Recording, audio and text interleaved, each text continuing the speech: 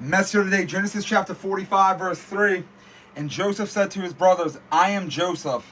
Is my father still alive? But his brothers could not answer him, for they were dismayed at his presence. Y'all see, no build-up, no warning, no soft music in the background, just 3 words that collapse 22 years of lies. Right? I am Joseph. Right? The brother they stripped, the brother they threw in a pit, the brother they sold like property, right? The brother they told their father was dead. Okay, standing right in front of them, and now he has all the power. Right? And scripture says, like what we just read, but his brothers could not answer him, for they were dismayed at his presence. Right? Dismayed means terrified, frozen, and shooken. Right? Because when the past you buried stands up in authority, it hits you different. Okay, they saw Egypt was a rescue. Right? They didn't know Egypt was the reckoning, though. Right? And here's what makes this heavy. Okay, Joseph has every right to destroy them. Right? You see, he has the position, he has the power, and he has the proof. But instead of exposing them publicly, verse 1 tells us that he clears the room. Okay, before he revealed himself, he removed the audience. Okay, and that is maturity.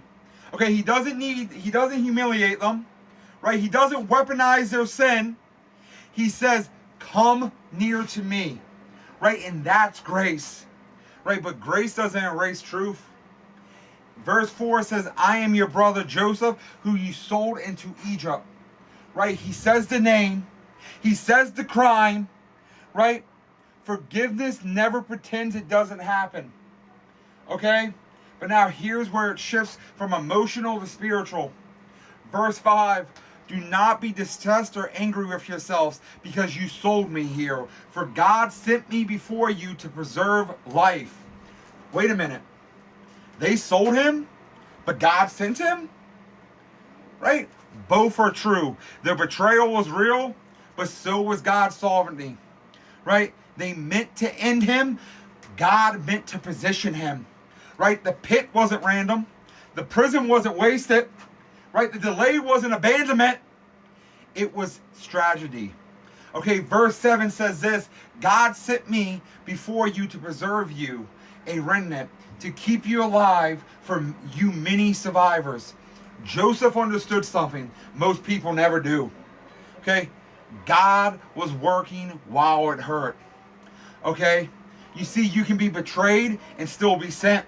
You can be wounded and still be positioned. Right? You can be sold and still be chosen.